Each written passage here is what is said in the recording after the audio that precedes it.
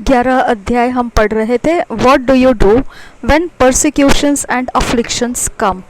इसमें जो वचन हम पढ़ने जा रहे हैं मरकुस के 4 अध्याय 16 और 17 वचन के अंदर, और यहाँ पर हिंदी में ऐसा ये टाइटल था कि तुम क्या करोगे उस समय जब सतावट और छल आपके ऊपर हो।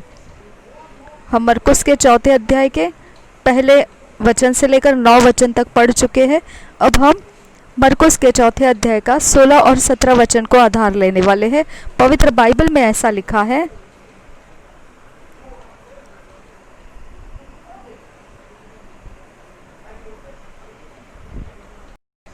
And these are they likewise which are sown on stony ground, who, when they have heard the word, immediately receive it with gladness, and have no root in themselves, and so endure but for a time. Afterward, when affliction or persecution ariseth for the word's sake, immediately they are offended. यही वचन हम 16 और 17 को हिंदी वचन में पढ़ेंगे।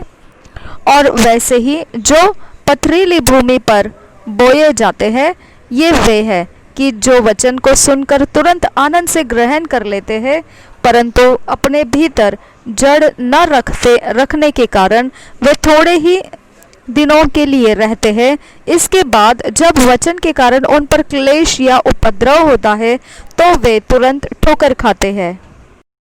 अब यहाँ पर प्रभु यीशु मसीह जो वचन के अंदर कह रहा है वह उन लोगों के विषय कह रहा है जिनके पास जो जड़ पकड़ने की अवस्था नहीं है। He is talking about those who have no root in themselves. अपने अंदर वह जड़ नहीं पकड़ पाए, इस तरह के जो लोग हैं उसके विषय में प्रभु यीशु कह रहा है। And so endure affliction only for a time. इसकी वजह से कुछ समय तक सिर्फ वो उस छल को और सतावट को, उपद्रव को वो सह लेते हैं। He says, although such people eagerly accept the word. वो कहता है कि होता है ऐसा कि लोग जो है कुछ समय के लिए बहुत ही जोश के साथ परमेश्वर के वचन को स्वीकार लेते हैं। When afflictions or persecutions arise for the word's sake, और जब वह उपद्रव या फिर उनके ऊपर छल आता है, सताया जाता है उनको, उस वक्त वह उनके विषय में कहा गया है they are offended. वह ठोकर खा जाते हैं, वह विश्वास में लड़खड़ाने लगते हैं। This has happened to several people. और ये बात बहुत सारे मसीही लोगों के साथ हो चुकी है। What Jesus is saying here is that, यहाँ पर प्रभु यीशु मसीह जो कह रहा है वह यह है, there are many people who really don't have a deep love for him. यहाँ ऐसे बहुत सारे लोग हैं जिनके मनों के अंदर, हृदयों के अंदर परमेश्वर के लिए, प्रभु यीशु मसीह के लिए गहरा प्रेम अभी तक नहीं है। They are excited about the word of God. वह बहुत जोशीले होते हैं परमेश्वर के वचन के लिए, because of the promises of eternal life. इसका कारण क्या होता है कि वह उन वायदों को जानते हैं जो अनंत काल का जीवन देने की बात करता है, हैप्पीनेस एंड आंसर्ड प्रेयर्स, और साथ साथ वह आनंद की बातें बताता है और उनकी प्रार्थनाओं का जवाबों को लाता है। But they don't really have a deep love for God. और इसके अलावा उनके अंदर जो गहरा प्रेम परमेश्वर के लिए होना चाहिए वो उनके अंदर नहीं होता है। So when the persecutions come they give up. और इसके खातिर जब उनके ऊपर उपद्रव होता है, सताए जाते हैं, तब वह विश्वास का जो जीवन होता है उसको छोड़ देते हैं। दिस इज सैड, और ये बहुत ही दुख की बात है। व्हेन परसिक्यूशंस एंड अफ्लिक्शंस कम, जब सताए जाते हो और उपद्रव किया जाता है, what you ought to do is follow the word. आपने जो करना है वह यह है कि आपने परमेश्वर के वचन के साथ साथ चलना है। सबसे पहली बात यह है, you must have a deep love for God. आपको परमेश्वर के लिए गहरा प्रेम होना चाहिए। God wants you to have a deep, strong love for Him. परमेश्वर चाहता है कि आपके अंदर उसके लिए गहरा और मजबूत किया गया प्रेम रहे. Love can increase or decrease. जो प्रेम है वो बढ़ता है और घटता भी है. The more you think about Him, listen to His word, and have fellowship with Him in prayers, the greater love you will have for Him. जितने ज़्यादा आप परमेश्वर की बातों को सोचेंगे, उसके वचनों को सुनेंगे, उसके संगति में, उसकी सहभागिता में प्रार्थना के द्वारा बने रहेंगे, उतना ज़्यादा महान रीति से परमेश्वर का प्रेम आपके अंदर आ जाता है. Because love increases with acquaintance. क्योंकि जो परमेश्वर का प्रेम है वह उसकी बातों के अंदर रहता है और उसी के कारण वह बढ़ता है. The more acquainted you are with God, the more you love Him. आप जितने परमेश्वर के संगति में जितने ज़्यादा अपने आप को दे देते हैं, उतना ज़्यादा परमेश्वर का प्रेम आपके अंदर आता है.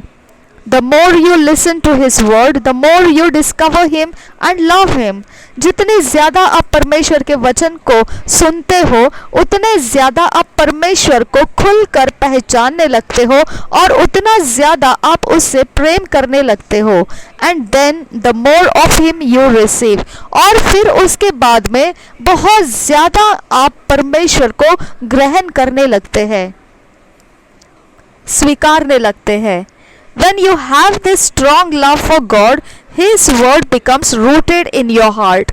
और जब आपके अंदर यह इतना मजबूत किया जाता है परमेश्वर का प्रेम, उस समय जो परमेश्वर का वचन आता है आपके हृदय के अंदर वो जड़ पकड़ लेता है.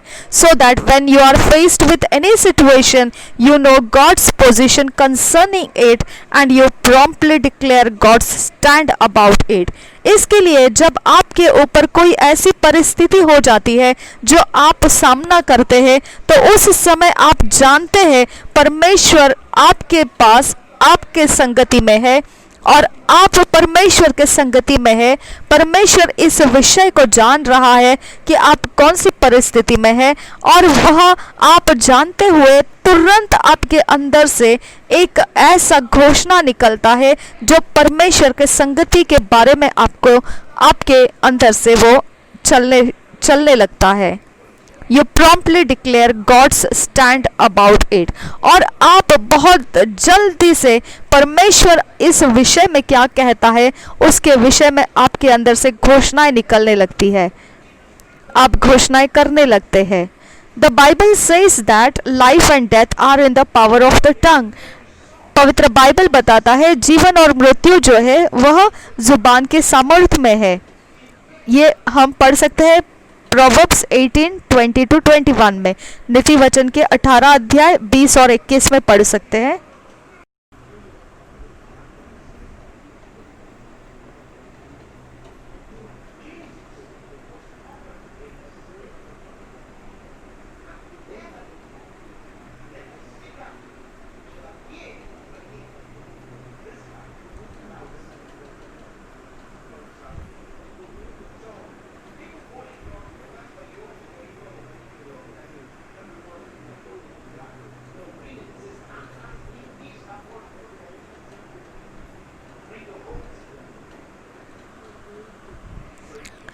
A man's belly shall be established, shall be satisfied with the fruit of his mouth, and with the increase of his lips shall he be filled.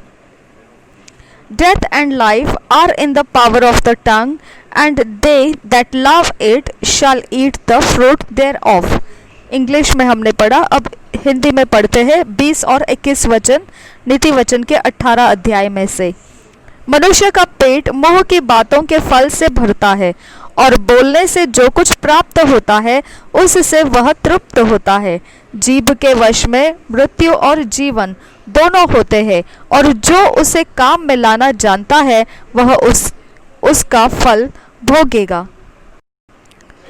And that out of the abundance of the heart the mouth speaks.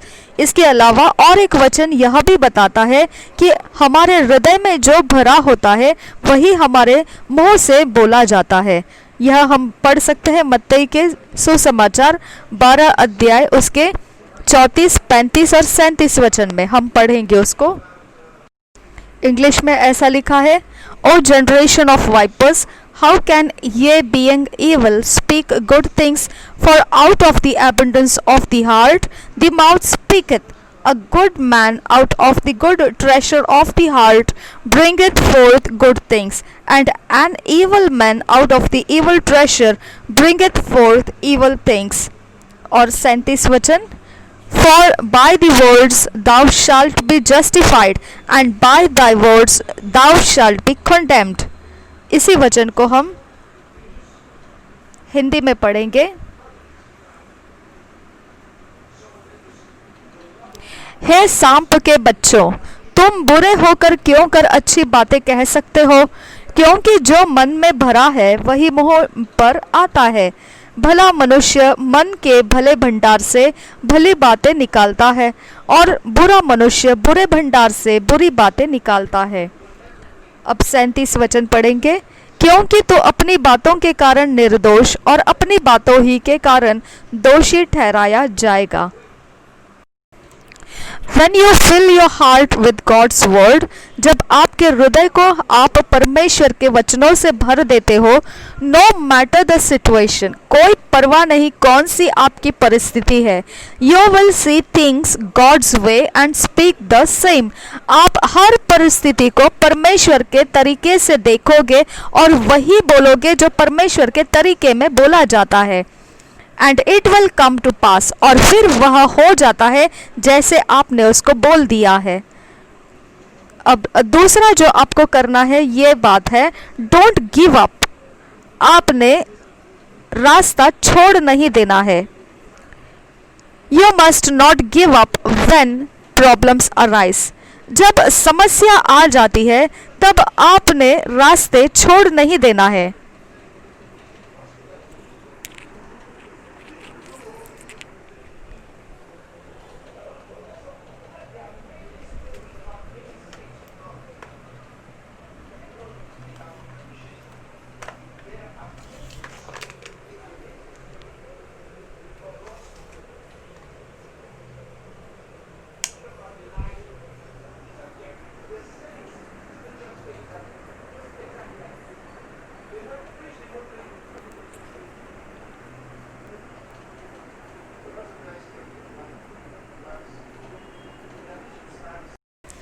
Being born again does not mean that problems will not come.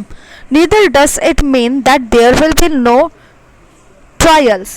तो अब आपने नया जन्म पाया है तो इसका मतलब यह नहीं बनता है कि आपको समस्याएं कभी नहीं आएगी, और ऐसा भी इसका मतलब नहीं बनता है कि आपकी परीक्षा नहीं होगी। What it simply means is that in the face of all difficulties, in the presence of all problems, God will take you through. अब सारा जो सारांश इसमें से जो निकलता है वो सहज तरीके से उसका मतलब यह बनता है कि जो भी आपकी परेशानियां हो, जो भी आपके कठिनाइयां हो, उनके बीच में जो भी आपकी समस्याएं हैं, उनके मध्य में, उनके सामने परमेश्वर आपको उन रास्तों में से लेकर चलता रहेगा। As in Psalms 23:5, जैसा कि भजनकार 23 अध्याय 5 में लिखा है, Thou preparest a table before me in the presence of mine enemies. Thou anointest my head with oil, my cup runneth over. अब यहाँ पर आप हिंदी में पढ़ सकते हैं, तो मेरे सताने वालों के सामने मेरे लिए मेज बिछाता है, तूने मेरे सिर पर तेल मला है, मेरा कटोरा उमड़ रहा है। You may be right in the presence of your enemies, but they cannot destroy you. आप बिल्कुल आपके शत्रुओं के सामने मुकाबला में खड़े हो और फिर भी वह आपको नाश नहीं कर सकता है। The persecution cannot destroy your life. जो छल है, जो उपद्रव है, सताए जाते हैं, वह आपके जीवन का नाश नहीं करते हैं। God does not want you to give up. परमेश्वर नहीं चाहता है कि आपने बीच रास्ते में आप मुड़ जाए या रास्ते छोड़ दे। You must stand strong. आपने वहीं पर एकदम बल से और सामर्थ्य से आपने रुके रहना है। नो मैटर हाउ हार्ड और डिफिकल्ट थिंग्स में सेम। कोई परवाह नहीं कितना आपको कठिन दिखता हो और कितना आपके लिए वह काम भारी है जो आप अपने नजरों से देख पा रहे हैं। Never give up. फिर भी आपको रास्ता नहीं छोड़ना है। God will bring you through. परमेश्वर उसी जगहों में से आपके रास्ते बनाता है। You don't be discouraged. आपने निराश नहीं होना है। Remain faithful to him. आपने उसके साथ परमेश्वर के साथ विश्वास योग्य रहना है। And he will never disappoint और फॉरसेक यू। और वह आपको कभी निराश नहीं करेगा और कभी आपको त्यागेगा भी नहीं। You will win in every circumstance of life.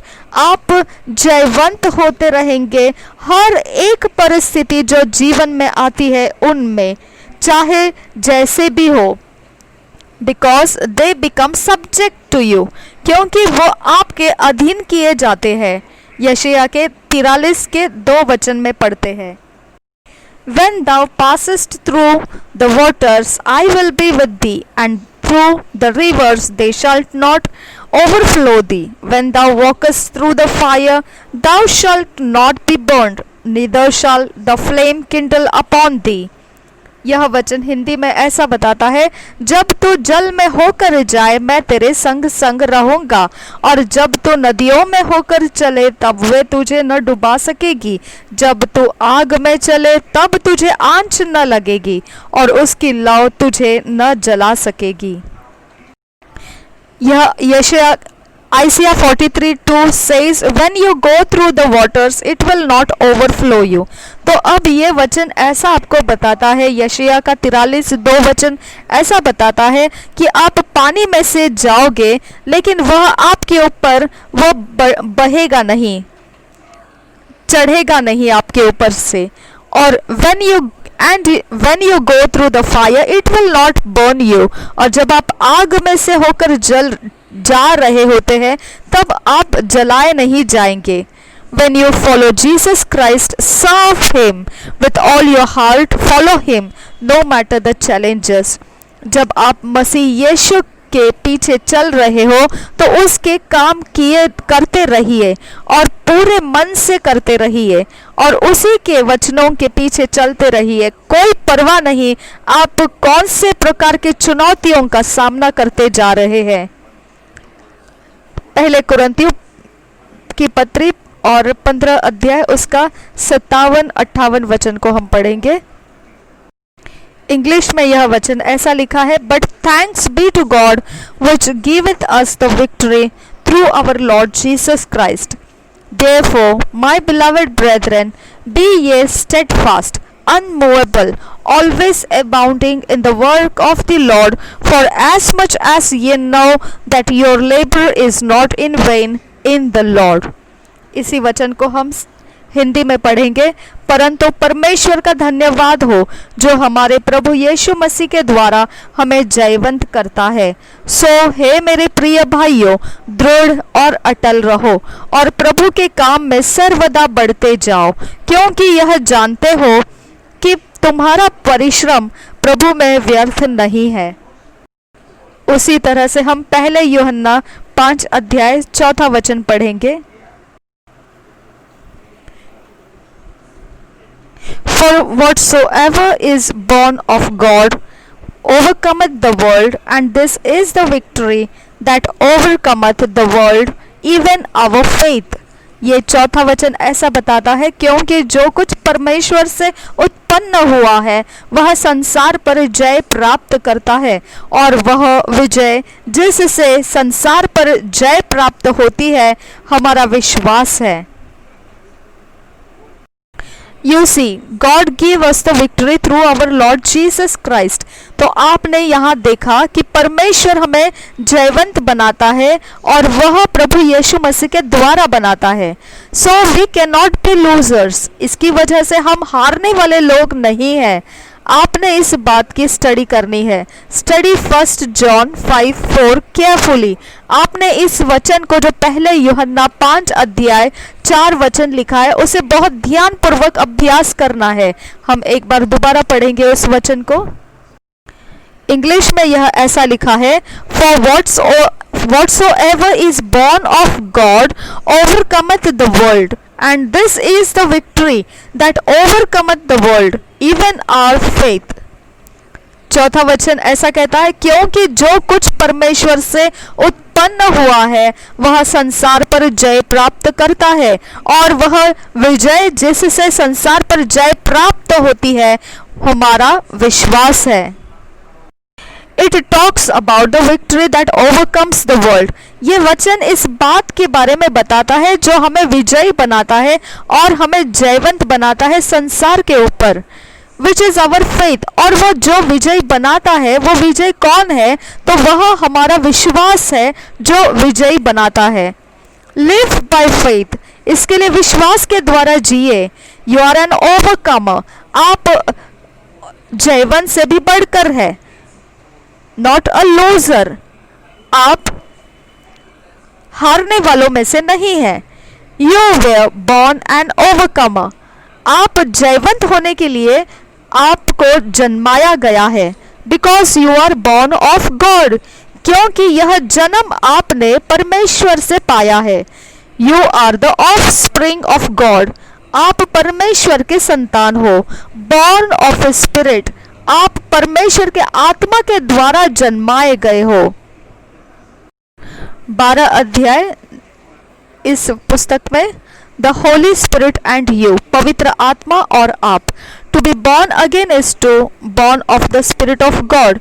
जो आपने नया जन्म पाना है उसका मतलब ऐसा है कि आपने पवित्र आत्मा जो परमेश्वर का आत्मा है उसके द्वारा आपने जन्म लिया। पहले कुरिन्थियों 12 अध्याय 13 वचन में इसके विषय लिखा है और यूहन्ना के 3 अध्याय 5 से 8 वचन में इसके विषय लिखा है।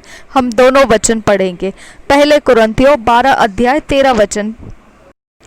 For by one Spirit are we all baptized into one body, whether we be Jews or Gentiles, whether we be bond or free, and have been all made to drink into one Spirit। यही वचन को हम हिंदी में पढ़ेंगे। क्योंकि हम सब ने, क्या यहूदी हो, क्या यूनानी, क्या दास, क्या स्वतंत्र, एक ही आत्मा के द्वारा एक देह होने के लिए बपतिस्मा लिया, और हम हर एक को एक ही आत्मा दिलाया गया है।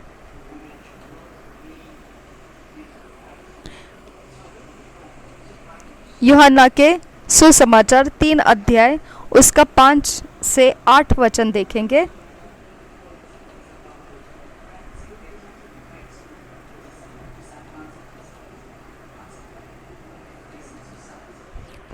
Jesus answered, Verily, verily, I say unto thee, except a man be born of water and of the Spirit, he cannot enter into the kingdom of God.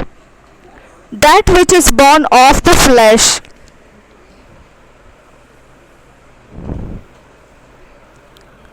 is flesh, and that which is born of the Spirit is spirit. Marvel not that I said unto thee, Ye must be born again. The wind bloweth where it listeth, and thou hearest the sound thereof, but cannot tell whence it cometh and whither it goeth. So is everyone that is born of the Spirit। इसी वचन को हिंदी में से हम पढ़ेंगे।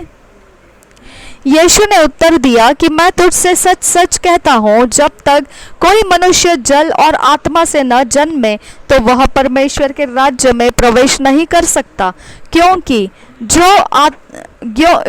जो शरीर से जन्मा है वह शरीर है, और जो आत्मा से जन्मा है वह आत्मा है।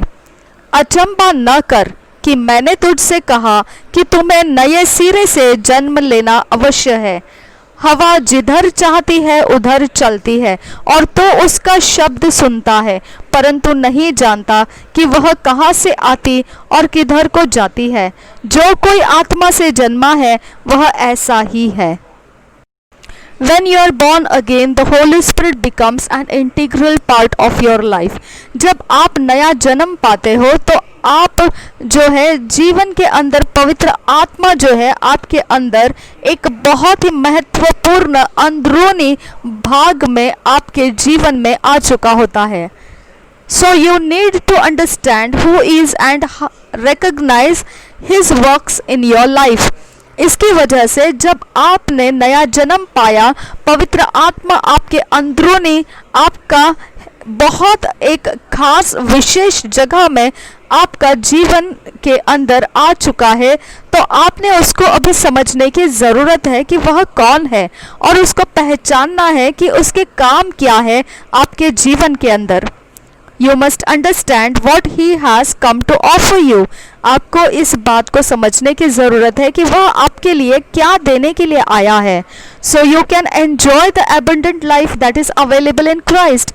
जिसके द्वारा आप आनंद उठा सके बहुतायत का जीवन का जो प्रभु यीशु मसीह में आपको रखा है।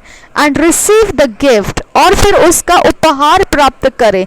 पहले कुरिन्थियों 12 अध्याय 8 से 10 वचन में इसके विषय में लिखा है। ये उपहार क्या है? यह वचन ऐसा कहता है, For to one is given by the Spirit the word of wisdom, to another the word of knowledge by the same Spirit, to another faith by the same Spirit, to another the gifts of healing by the same Spirit, to another the working of miracles, to another prophecy, to another discerning of spirits, to another diverse kinds of tongues, to another the interpretation of tongues.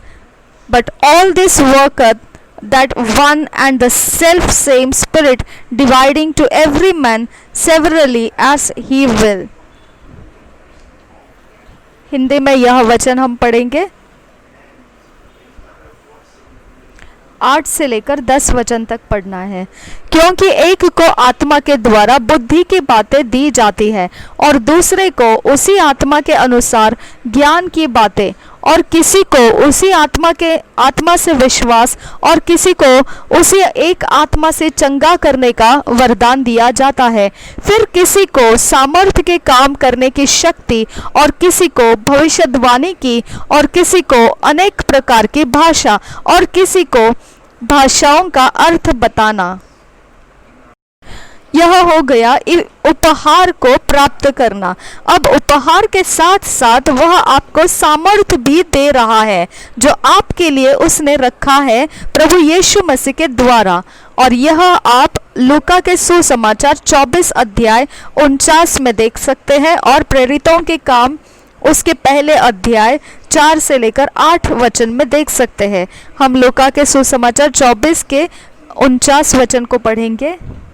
Luke's Gospel 24 chapter 49th verse, Acts of Apostles 1st chapter 4 to 8. And behold, I send the promise of my Father upon you, but tarry ye in the city of Jerusalem until ye be endued with power from on high. ये वचन ऐसा कहता है हिंदी में, और देखो जिसकी प्रतिज्ञा मेरे पिता ने की है मैं उसको तुम पर उतारूंगा, और जब तक स्वर्ग में सामर्थ्य ना पाओ तब तक तुम इसी नगर में ठहरे रहो। You must understand what he has come to offer you. तो यहाँ पर आपको ये बातें जानने की ज़रूरत है कि आपके लिए वह उपहार लाया है और आपके लिए सामर्थ्य लाया है जो आपके लिए रखा गया है प्रभु यीशु मसीह के द्वारा। अब हम प्रेरितों के काम पहला अध्याय 4 से 8 वचन को पढ़ेंगे। and being assembled together with them, commanded them that they should not depart from Jerusalem, but wait for the promise of the Father, which saith ye have heard of me. For John truly baptized with water, but ye shall be baptized with the Holy Ghost not many days hence. When they therefore were come together, they asked of him, saying, Lord, wilt thou at this time restore again the kingdom to Israel? And he said unto them, It is not for you to know the times or the seasons which the Father hath put in his own power, but ye shall receive power after that the Holy Ghost is come upon you, and ye shall be witnesses unto me both in Jerusalem and in all Judea and in Samaria and unto the uttermost part of the earth. 4 वचन से 8 वचन तक हिंदी में पढ़ेंगे। और उनसे मिलकर उन्हें आज्ञा दी कि यरूशलेम को न छोड़ो, परंतु पिता की उस प्रतिज्ञा के पूरे होने की बाट जोहते रहो, जिसकी चर्चा तुम मुझसे सुन चुके हो। क्योंकि यूहन्ना ने तो पानी में बपतिस्मा दिया है, परंतु थोड़े दिनों के बाद तुम पवित्र आत्मा से बपतिस्मा पाओगे। सो उन्हीं ने इकट्ठे होकर उससे पूछा कि हे प्रभु, क्या तू इसी समय इसराइल को राज्य फेर देगा? उसने उनसे कहा, उन समयों या कालों का जानना जिनको पिता ने अपने ही अधिकार में रखा है, वह तुम्हारा काम नहीं, परंतु जब पवित्र आत्मा तुम पर आएगा तब तुम सामर्थ पाओगे, और यरूशलेम और सारे यहूदिया और समरिया में पृथ्वी की छोर तक मेरी गवाह होंगे। Who is the Holy Spirit? पवित्र आत्मा कौन है? In different parts of the Bible we find mention of the Holy Spirit. अलग अलग भागों में पवित्र बाइबल में हम पढ़ते हैं पवित्र आत्मा के विषय लिखा है। In the Old Testament we see him impart power and ability to do the extraordinary. हम पुराने नियम में पवित्र आत्मा को एक सामर्थ और काबिलियत मनुष्यों को देते हुए हम देखते हैं, और वह इसीलिए दे रहा है कि वह मनुष्य कुछ ऐसा अलग व्यवहार पृथ्वी पर करना है और वह कर पाए। हम इस विषय में न्यायों की पुस्तक 14 अध्याय 6 और 19 वचन में पढ़ सकते हैं। जजेस 14th chapter 6 and 19th verse हम पढ़ेंगे उस वचन को।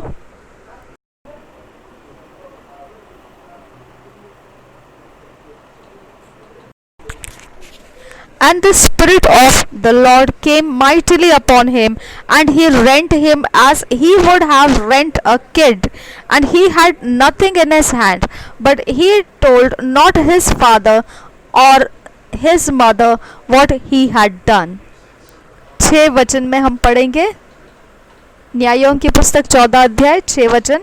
तब यहोवा का आत्मा उस पर बल से उतरा, और यद्यपि उसके हाथ में कुछ न था, तो भी उसने उसको ऐसा फाड़ डाला जैसा कोई बकरी का बच्चा फाड़े। अपना यह काम उसने अपने पिता व माता को न बतलाया। 19 वचन ऐसा लिखा है इंग्लिश में, and the spirit of the Lord came upon him and he went down to Ashkelon and slew 30 men of them, and took their spoil, and gave change of garments unto them which expounded the riddle. And his anger was kindled, and he went up to his father's house. और यहाँ पर वो 19 वचन में पवित्र आत्मा के विषय ऐसा लिखा है, तब यहोवा का आत्मा उस पर बल से उतरा, और उसने अश्कलोन को जाकर वहां के 30 पुरुषों को मार डाला, और उनका धन लूटकर 30 जोड़े कपड़ों को पहेली के बताने वालों को दे दिया। तब उसका क्रोध भड़का, और वह अपने पिता के घर गया। In the New Testament, we see him even more prominent in the birth, ministry and life of Jesus. यही पवित्र आत्मा जो हमने अभी पढ़ा, वही पवित्र आत्मा अब हम बहुत ही गहराई से, बहुत ही सफाई से हम देख सकते हैं नए नियम के अंदर, बहुत ज़्यादा गहराई से देख सकते हैं जो प्रभु यीशु मसीह के जन्म और उसके सेवकाई और उसके जीवन में से। हम लूका के सुसमाचार 4 अध्याय 18 वचन में इसको पढ़ लेंगे। Luke's gospel 4 chapter 18th verse। The Spirit of the Lord is upon me, because He hath anointed me to preach the gospel to the poor. He hath sent me to heal the brokenhearted, to preach deliverance to the captives, and recovering of sight to the blind, to set at liberty them that are bruised। हम इसी वचन को हिंदी में पढ़ते हैं। 18 वचन को हिंदी में पढ़ते हैं कि प्रभु का आत्मा मुझ पर है, इसलिए कि उसने कंगालों को सुसमाचार सुनाने के लिए मेरा अभिषेक किया है, और मुझे इसलिए भेजा है कि बंधुओं को छुटकारे का और अंधों को दृष्टि पाने का सुसमाचार प्रचार करूं, और कुचले हुओं को छुड़ाऊं। The Holy Spirit is also seen in Acts of Apostles 2nd chapter 1 to 4 in operation in the lives of the disciples of Jesus। पवित्र आत्मा को हम प्रेरितों के काम 2 अध्याय 1 से 4 वचनों में भी काम करते हुए देख सकते हैं, जो प्रभु यीशु मसीह के चेलों के जीवन में वो काम कर रहा था। हम उसे पढ़ेंगे। Acts of apostle 2nd chapter 1 to 4 versus. प्रेरितों के काम 2 अध्याय पहले वचन से लेकर 4 वचन तक। And when the day of Pentecost was fully come, they were all with one accord in one place.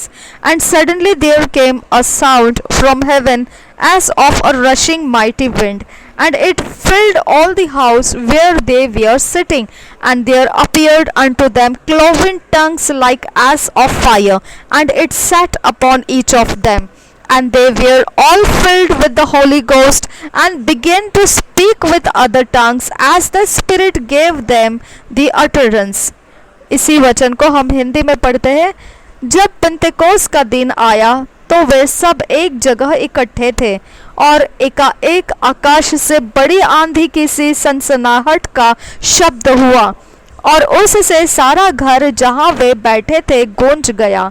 और उन्हें आग की जो जीभें फटती हुई दिखाई दी, और उनमें से हर एक पर आ ठहरी, और वे सब पवित्र आत्मा से भर गए, और जिस प्रकार आत्मा ने उन्हें बोलने की सामर्थ्य दी, वे अन्य अन्य भाषा बोलने लगे।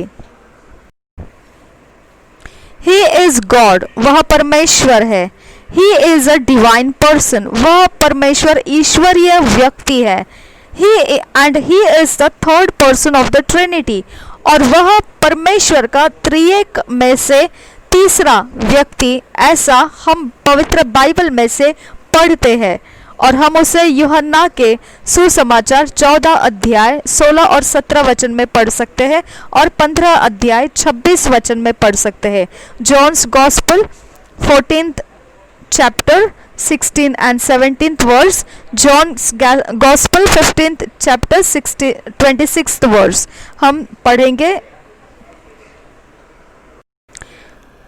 And I will pray the Father, and He shall give you another Comforter, that He may abide with you forever, even the Spirit of truth, whom the world cannot receive, because it seeth Him not, neither knoweth Him, but ye know Him, for He dwelleth with you, and shall be in you। इसी वचन को हिंदी में हम पढ़ते हैं। अर्थात सत्य का आत्मा, जिसे संसार ग्रहण नहीं कर सकता, क्योंकि वह न उसे देखता है और न उसे जानता है। तुम उसे जानते हो, क्योंकि वह तुम्हारे साथ रहता है और वह तुम में होगा। These things I command you, 26 वचन 15 अध्याय, यूहन्ना का 15 अध्याय 26 वचन। But when the Comforter is come, whom I will send unto you from the Father, even the Spirit of truth, which proceedeth from the Father, he shall testify of me। 26 वचन हिंदी में ऐसा लिखा है, परंतु जब वह सहायक आएगा जिसे मैं तुम्हारे पास भेजूंगा, अर्थात सत्य का आत्मा जो पिता की ओर से निकलता है, तो वह मेरी गवाही देगा। He has been in existence before time. अब वहाँ जो उपस्थिति है परमेश्वर के आत्मा की, वह समय के भी बहुत पहले से वह मौजूद है। तो यहाँ हम पढ़ सकते हैं उत्पत्ति के पहले अध्याय दूसरे वचन में, Genesis chapter 1 second verse, and it came to pass as they, उत्पत्ति पहला अध्याय दूसरा वचन, and the earth was without form and void, and darkness was upon the face of the deep, and the Spirit of God moved upon the face of the waters। दो वचन हिंदी में पढ़ेंगे। और पृथ्वी बेडौल और सुनसान पड़ी थी, और गहरे जल के ऊपर अंधियारा था, तथा परमेश्वर का आत्मा जल के ऊपर मंडलाता था। He is the expression of God's power। परमेश्वर का सामर्थ्य कैसा है उसके विषय में वह बहुत खूब तरीके से हम देख सकते हैं पवित्र आत्मा के द्वारा। In other words, he is the part of God that accomplishes whatever words the Father speaks। और दूसरे शब्दों में यह कहा जा सकता है कि वह परमेश्वर का वो वाला भाग है जो परमेश्वर के वचन निकलते हैं, और वैसे ही उन वचनों को पिता के वचन को लेकर वह काम कर लेता है। और उत्पत्ति के पहले अध्याय में हम उसकी सारी बातों को पढ़ सकते हैं कि परमेश्वर बोला और वह किस तरह से सृष्टि होता गया। वह सृष्टि जो कर रहा था वह पवित्र आत्मा कर रहा था।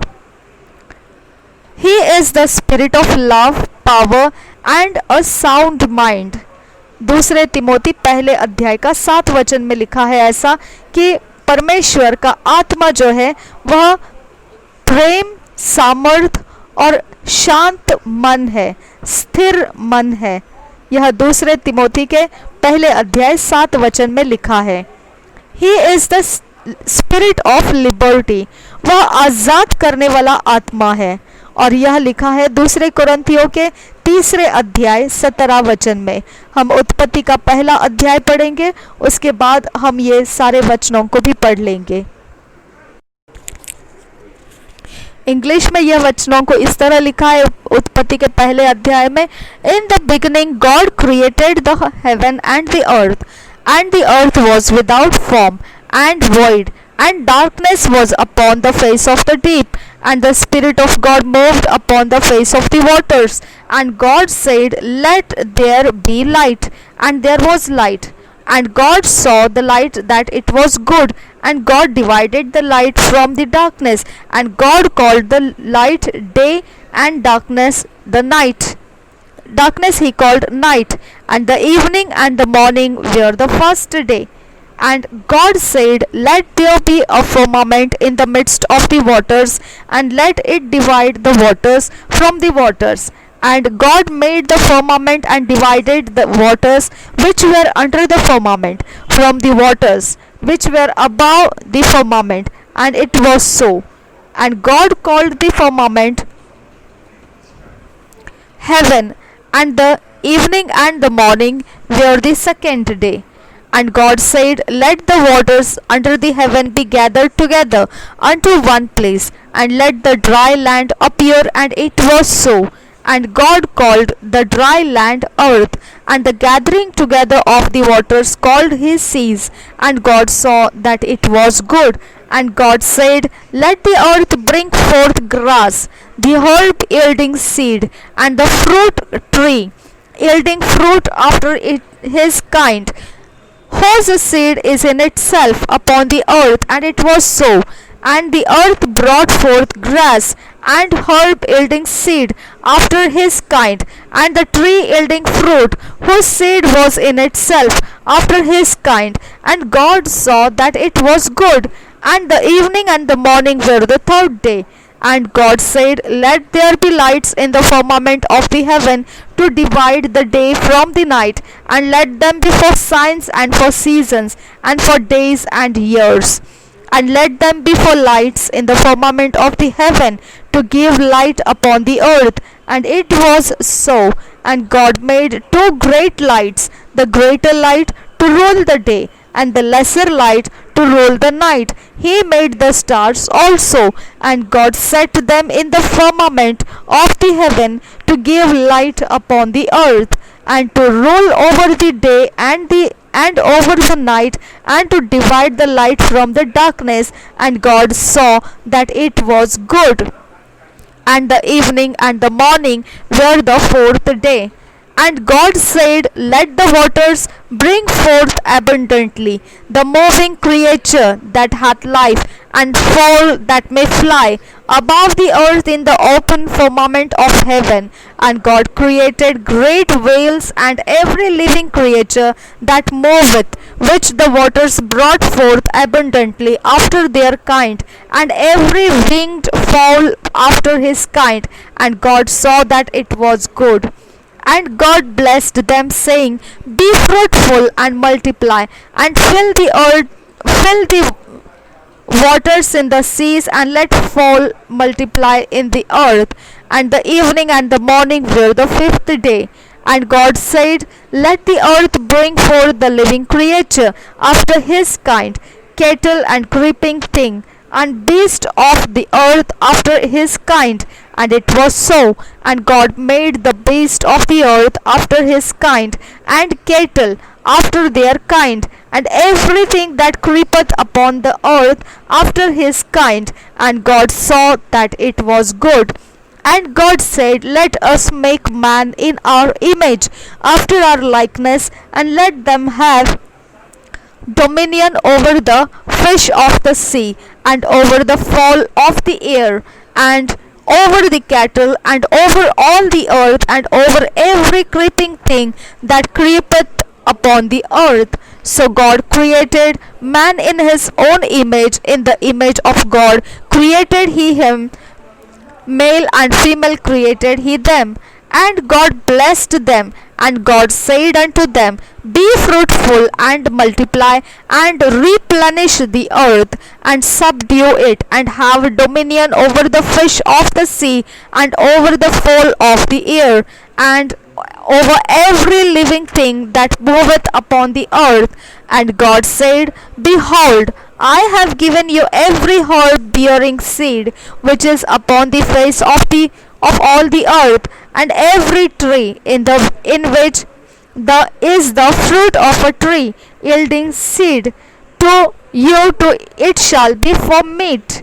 And to every beast of the earth, and to every fowl of the air, and to everything that creepeth upon the earth, wherein there is life, I have given every green herb for meat. And it was so. And God saw everything that he had made, and behold, it was very good. And the evening and the morning were the sixth day. हम पहले वचन से पढ़ेंगे उत्पत्ति का पहला अध्याय।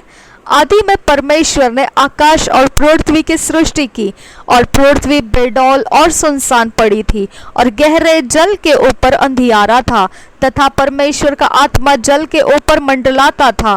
तब परमेश्वर ने कहा, उजियाला हो, तो उजियाला हो गया। और परमेश्वर ने उजियाले को देखा कि अच्छा है, और परमेश्वर ने उजियाले को अंधियारे से अलग किया। और परमेश्वर ने उजियाले को दिन और अंधियारे को रात कहा, तथा सांझ हुई, फिर भोर हुआ। इस प्रकार पहला दिन हो गया। फिर परमेश्वर ने कहा, जल के बीच एक ऐसा अंतर हो कि जल दो भाग हो जाए। तब परमेश्वर ने एक अंतर करके उसके नीचे के जल और उसके ऊपर के जल को अलग अलग किया, और वैसा ही हो गया। और परमेश्वर ने उस अंतर को आकाश कहा, तथा सांझ हुई, फिर भोर हुआ। इस प्रकार दूसरा दिन हो गया। फिर परमेश्वर ने कहा, आकाश के नीचे का जल एक स्थान में इकट्ठा हो जाए, और सूखी भूमि दिखाई दे, और वैसा ही हो गया। और परमेश्वर ने सूखी भूमि को पृथ्वी कहा तथा जो जल इकट्ठा हुआ उसको उसने समुद्र कहा। और परमेश्वर ने देखा कि अच्छा है। फिर परमेश्वर ने कहा, पृथ्वी से हरी घास तथा बीज वाले छोटे छोटे पेड़ और फलदायी वृक्ष भी, जिनके बीज उन्हीं में एक एक की जाति के अनुसार होते हैं, पृथ्वी पर उगे। और वैसा ही हो गया। तो पृथ्वी से हरी घास और छोटे छोटे पेड़, जिनमें अपनी अपनी जाति के अनुसार बीज होता है, और फलदायी वृक्ष, जिनके बीज एक एक की जाति के अनुसार उन्हीं में होते हैं, उगे। और परमेश्वर ने देखा कि अच्छा है। तथा सांझ हुई, फिर भोर हुआ, इस प्रकार तीसरा दिन हो गया। फिर परमेश्वर ने कहा, दिन को रात से अलग करने के लिए आकाश के अंतर में ज्योतियां हो, और वे चिन्हों और नियत समयों और दिनों और वर्षों के कारण हो। और वे ज्योतियां आकाश के अंतर में पृथ्वी पर प्रकाश देने वाली भी ठहरे। और वैसा ही हो गया। तब परमेश्वर ने दो बड़ी ज्योतियां बनाई। उनमें से बड़ी ज्योति को दिन पर प्रभुता करने के लिए और छोटी ज्योति को रात पर प्रभुता करने के लिए बनाया, और तारागण को भी बनाया। परमेश्वर ने उनको आकाश के अंतर में इसलिए रखा कि वे पृथ्वी पर प्रकाश दे तथा दिन और रात पर प्रभुता करे, और उजियाले को अंधियारे से अलग करे। और परमेश्वर ने देखा कि अच्छा है। तथा सांझ हुई, फिर भोर हुआ, इस प्रकार चौथा दिन हो गया। फिर परमेश्वर ने कहा, जल जीवित प्राणियों से बहुत ही भर जाए, और पक्षी पृथ्वी के ऊपर आकाश के अंतर में उड़े। इसलिए परमेश्वर ने जाति जाति के बड़े बड़े जल जंतुओं की और उन सब जीवित प्राणियों की भी सृष्टि की, जो चलते फिरते हैं, जिनसे जल बहुत ही भर गया, और एक एक जाति के उड़ने वाले पक्षियों की भी सृष्टि की। और परमेश्वर ने देखा कि अच्छा है। और परमेश्वर ने यह कह के उनको आशीष दी कि फूलों फलों और समुद्र के जल में भर जाओ, और पक्षी पृथ्वी पर बढ़े। तथा सांझ हुई, फिर भोर हुआ, इस प्रकार पांचवा दिन हो गया। फिर परमेश्वर ने कहा, पृथ्वी से एक एक जाति को जीवित प्राणी अर्थात घरेलू पशु और रेंगने वाले जंतु और पृथ्वी के वन पशु जाति जाति के अनुसार उत्पन्न हो।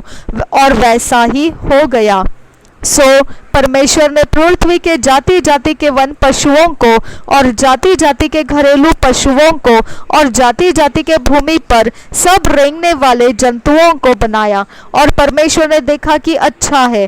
फिर परमेश्वर ने कहा, हम मनुष्य को अपने स्वरूप के अनुसार अपनी समानता में बनाए, और वे समुद्र की मछलियों और आकाश के पक्षियों और घरेलू पशुओं और सारी पृथ्वी पर सब रेंगने वाले जंतुओं पर जो पृथ्वी पर रेंगते हैं अधिकार रखे।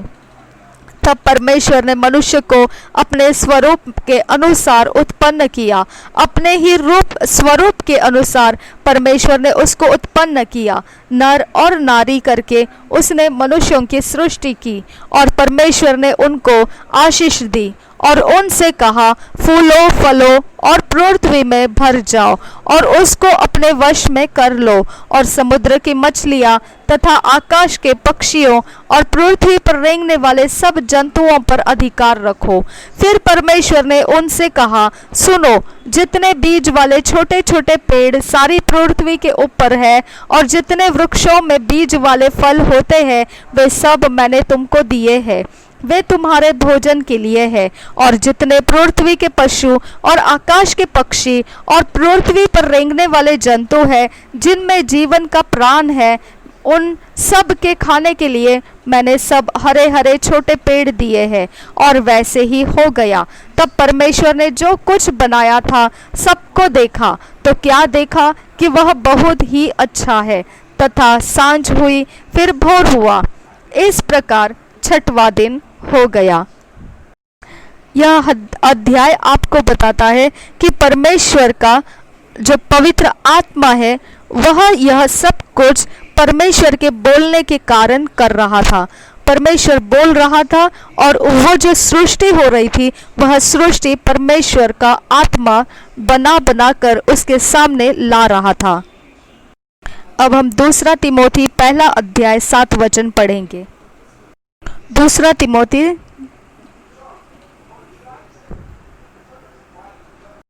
पहला अध्याय 7 वचन।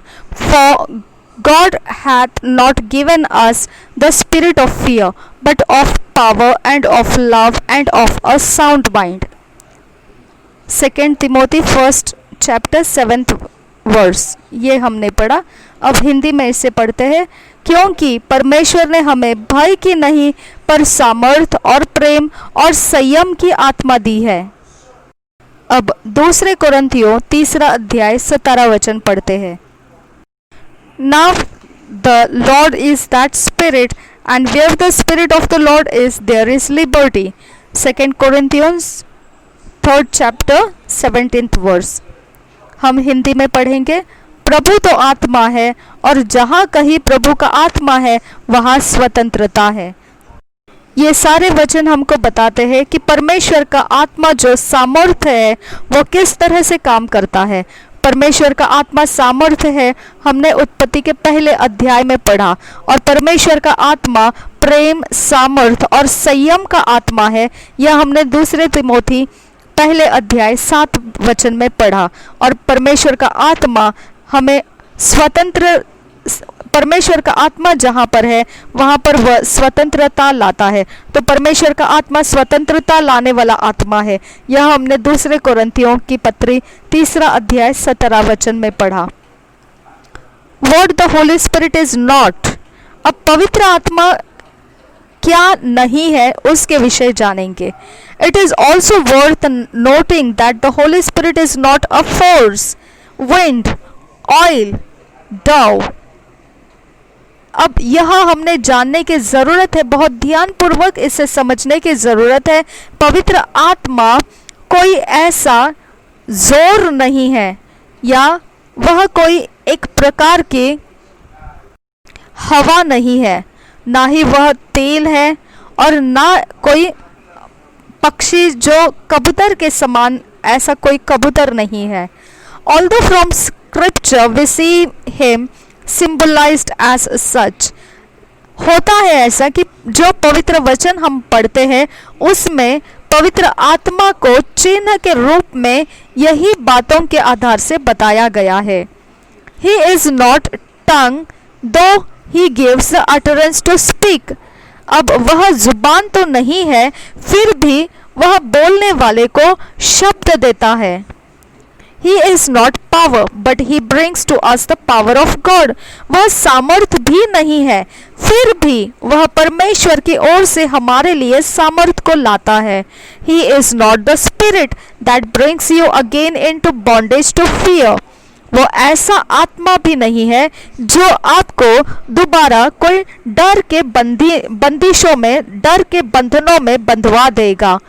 हम रोमियो की पत्री 8 अध्याय 15 वचन में इसको पढ़ते हैं।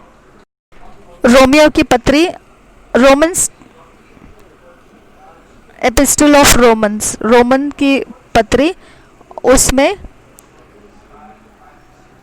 8 अध्याय 15 वचन, 8th chapter 15th verse। For ye have not received the spirit of bondage again to fear, but ye have received the spirit of adoption, whereby we cry, Abba Father। हम 15 वचन हिंदी में पढ़ेंगे। क्योंकि तुमको दासत्व की आत्मा नहीं मिली कि फिर भयभीत हो, परंतु ले पालकपन की आत्मा मिली है, जिससे हम हे अब्बा, हे पिता कहकर पुकारते हैं। परमेश्वर का आत्मा हमारे लिए स्वतंत्र करने वाला आत्मा है। ये बात हम दोबारा उस वचन को पढ़ के जान सकते हैं दूसरे कोरिन्थियों के तीसरे अध्याय 17 वचन में। 2 Corinthians 3rd chapter 17th verse। Now the Lord is that Spirit, and where the Spirit of the Lord is, there is liberty। प्रभु तो आत्मा है, और जहाँ कहीं प्रभु का आत्मा है वहाँ स्वतंत्रता है। Why we need the Holy Spirit? हमको पवित्र आत्मा की ज़रूरत क्या है? हम यह बात को अब सीखेंगे। प्रेरितों के काम पहले अध्याय 8 वचन में ऐसा लिखा है, the Holi spirit gives us divine power, वह हमें परमेश्वर का सामर्थ्य देता है। Acts of apostle first chapter 8th verse, प्रेरितों के काम पहला अध्याय 8 वचन यह बताता है। इंग्लिश में ऐसा लिखा है, but ye shall receive power after that the holy ghost is come upon you and ye shall be witnesses unto me both in Jerusalem and in all Judea and in Samaria and unto the uttermost part of the earth। यही वचन हिंदी में हम पढ़ते हैं 8 वचन को, परंतु जब पवित्र आत्मा तुम पर आएगा तब तुम सामर्थ पाओगे और यरूशलेम और सारे यहूदिया और समरिया में और पृथ्वी के छोर तक मेरे गवाह होंगे। अब यहाँ जो सामर्थ्य लिखा हुआ है, ये अगर यूनानी भाषा में इसका अर्थ देखते हैं तो इसका अर्थ ऐसा, ये शब्द ऐसा लिखा है ड्यूनामिस। ड्यूनामिस यह असली में ऐसा शब्द है dynamic ability to cause changes, मतलब ऐसा कुछ सामर्थ्य जो कुछ बदलने की काबिलियत रखता है। It's when the Holy Spirit comes to live in us, यह तब होता है जब पवित्र आत्मा हमारे अंदर रहने के लिए आता है। He gives us the ability to change things in our lives, वो हमें काबिलियत देता है अपने चीज़ों को बदल देने की हमारे जीवन में से, and in the lives of others, और दूसरों के जीवनों में से भी बदलाहट लाने की हमारे अंदर काबिलियत देता है। He gives us boldness to preach the gospel, वो हमें हियाव देता है कि हम परमेश्वर के सुसमाचार का प्रचार कर सके। हम इस बात को मत्ती के अध्याय 28 में 18 से 20 वचन में और मरकुस के सुसमाचार 16 अध्याय 15 से 18 वचन में पढ़ सकते हैं। हम दोनों वचन को पढ़ेंगे। मत्ती के अध्याय 28 के अध्याय के 18 और 20 वचन पहले पढ़ेंगे। Matthew's gospel 28 chapter 18 to 20 and Mark's gospel 16 chapter 15 to 18। हम दोनों वचन पढ़ेंगे। मत्ती के सुसमाचार 28 अध्याय 18 से 20 वचन तक। Matthew's gospel 28 chapter 18 to 20 verse, and Jesus came and spake unto them, saying, all power is given unto me in heaven and in earth. Go ye therefore and teach all nations, baptizing them in the name of the Father and of the Son and of the Holy Ghost, teaching them to observe all things whatsoever I have commanded you, and lo, I am with you always, even unto the end of the world. Amen। इसी वचन को हम हिंदी में पढ़ेंगे। यीशु ने उनके पास आकर कहा कि स्वर्ग और पृथ्वी का सारा अधिकार मुझे दिया गया है, इसलिए तुम जाकर सब जातियों के लोगों को चेला बनाओ और उन्हें पिता और पुत्र और पवित्र आत्मा के नाम से बपतिस्मा दो, और उन्हें सब बातें जो मैंने तुम्हें आज्ञा दी है मानना सिखाओ, और देखो मैं जगत के अंत तक सदैव तुम्हारे संग हूँ। यहाँ पर हमने जो पढ़ा वचन, यह हमें बताता है कि परमेश्वर का आत्मा जो है वो हमें हियाव देता है सुसमाचार को प्रचार करने के लिए, और फिर परमेश्वर का आत्मा हमें मार्गदर्शन करता है, हमें दिशाओं के तरफ कौन सी दिशाएं चुनना चाहिए उसके विषय में हमारी सहायता करता है। यूहन्ना के सुसमाचार 16 अध्याय 13 वचन इसके विषय बताता है। रोमियो के 8 अध्याय 14 वचन बताता है। John's gospel 16th chapter 13th verse, रोमियो की पत्री Romans 8th chapter 14th verse. Howbeit when he, the Spirit of truth is come, he will guide you into all truth, for he shall not speak of himself, but whatsoever he shall hear, that shall he speak, and he will show you things to come। यही वचन को हम पढ़ेंगे हिंदी में। परंतु जब वह अर्थात सत्य का आत्मा आएगा तो तुम्हें सब सत्य का मार्ग बताएगा, और क्योंकि वह अपनी ओर से न कहेगा परंतु जो कुछ सुनेगा वही कहेगा और आने वाली बातें तुम्हें बताएगा। रोमियो की पत्री 8 अध्याय 14 वचन ऐसा कहता है, Romans 8 chapter 14th verse, for as many as are led by the Spirit of God, they are the sons of God. इसलिए कि जितने लोग परमेश्वर के आत्मा के चलाए चलते हैं वे ही परमेश्वर के पुत्र हैं। रोमियो के 8 अध्याय 14 वचन हमने पढ़ा। He comforts us, पवित्र आत्मा जो है वो हमें शांति देता है, वह हमें सांत्वन करता है, और यह बात हमने यूहन्ना के 14 अध्याय 18 वचन में अभी पढ़ा, और अब प्रेरितों के काम 9 अध्याय 31 में भी हम इसे पढ़ सकते हैं। Then had the churches rest throughout all Judea and Galilee and Samaria, and were edified, and walking in the fear of the Lord and in the comfort of the Holy Ghost were multiplied. यह हमने Acts chapter 9 31 verse पढ़ा। प्रेरितों के काम उसके 9 अध्याय 31 वचन को हमने पढ़ा। अब हिंदी में पढ़ेंगे इसी को। सो सारे यहूदियों और गलील और समरिया में कलसिया को चैन मिला और उसकी उन्नति होती गई, और वह प्रभु के भय और पवित्र आत्मा की शांति में चलती और बढ़ती जाती थी। पवित्र आत्मा हमें सिखाता है और हमको सूचनाएं भी देता है। यूहन्ना के सुसमाचार 14 अध्याय के 26 वचन और पहले कुरिन्थियों के 2 अध्याय के 11 और 12 वचन में हम इसके विषय में पढ़ सकते हैं। यूहन्ना के 14 अध्याय 26 वचन हम पहले पढ़ेंगे, Johns gospel 14th chapter 26th verse, और दूसरा एक वचन है 1 Corinthians 2nd chapter 11 and 12 verse. हम दोनों पढ़ेंगे। पहले हम यूहन्ना का सुसमाचार 14 अध्याय 26 वचन पढ़ेंगे। But the Comforter, which is the Holy Ghost, whom the Father will send in my name, he shall teach you all things and bring all things to your remembrance whatsoever I have said unto you. Hindi में पढ़ेंगे इसे। परंतु सहायक अर्थात पवित्र आत्मा जिसे पिता मेरे नाम से भेजेगा वह तुम्हें सब बातें सिखाएगा, और जो कुछ मैंने तुमसे कहा है वह सब तुम्हें स्मरण कराएगा।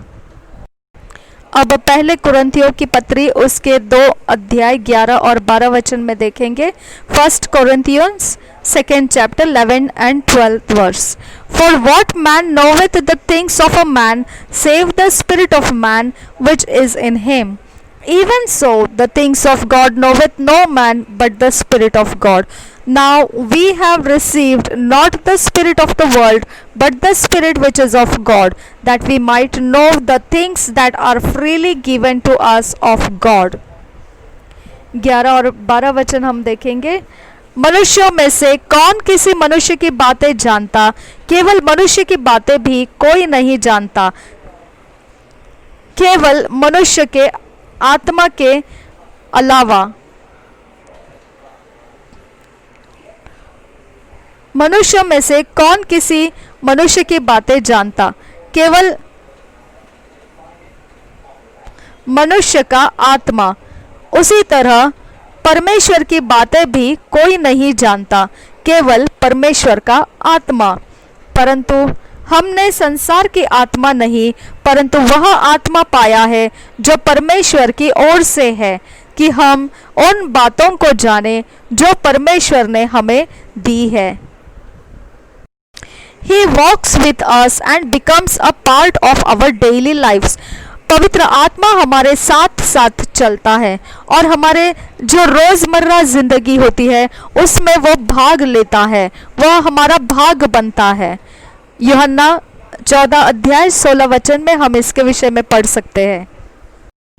Johns gospel 14th chapter 16th verse हम इसमें पढ़ सकते हैं।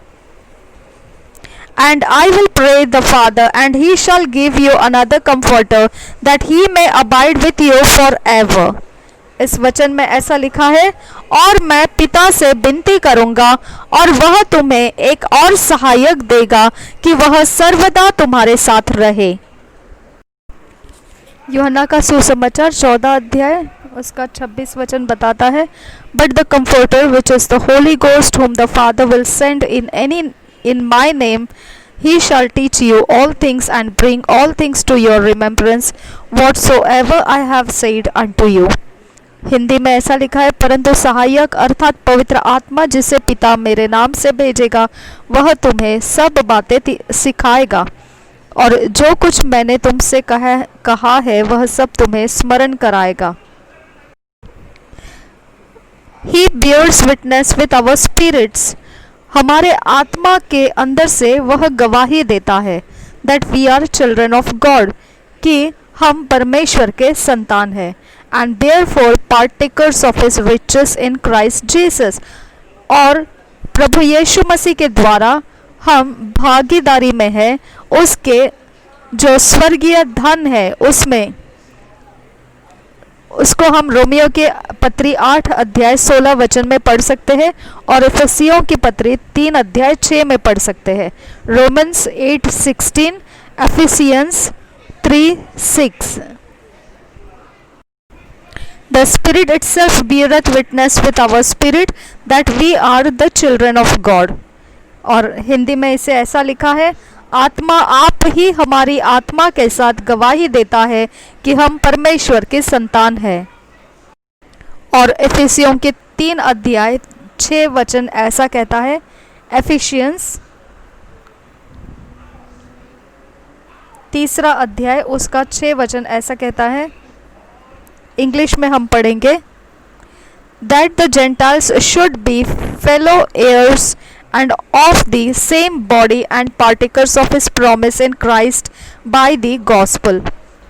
6 वचन यहाँ ऐसा कहता है हिंदी में, अर्थात यह कि मसीह यीशु में सुसमाचार के द्वारा अन्य जातीय लोग मिरास में साझी और एक ही देह के और प्रतिज्ञा के भागी है।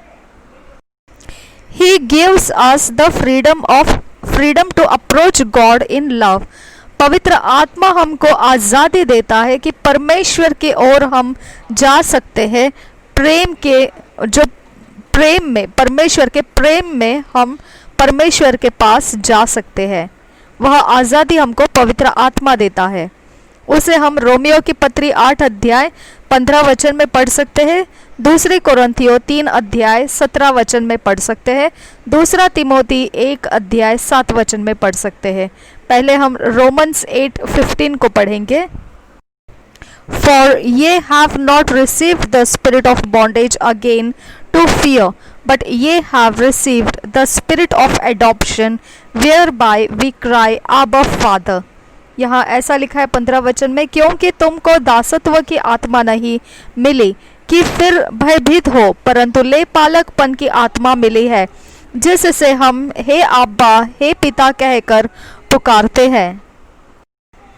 दूसरे कोरिन्थियों 3 अध्याय 17 वचन कहता है, now the lord is that spirit and where the spirit of the lord is there is liberty. Hindi में ऐसा लिखा है, प्रभु तो आत्मा है और जहाँ कहीं प्रभु का आत्मा है वहाँ स्वतंत्रता है। 2 कोरिन्थियंस 3:17 हमने पढ़ा। दूसरा कोरिन्थियों की पत्री 3 अध्याय 17 वचन पढ़ा। दूसरा तिमोथी 1 अध्याय उसका 7 वचन ऐसा कहता है, 2 Timothy 1 chapter 7th verse। For God hath not given us the spirit of fear, but of power and of love and of a sound mind। 7 वचन ऐसा कहता है, क्योंकि परमेश्वर ने हमें भय की नहीं पर सामर्थ और प्रेम और संयम की आत्मा दी है। You can have a relationship with the Holy Spirit।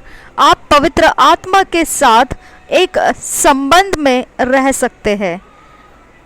यूहन्ना के 14 अध्याय 17 वचन इसके विषय में बताता है। John's gospel 14th chapter 17th verse इसके विषय बताता है। हम उसको पढ़ेंगे।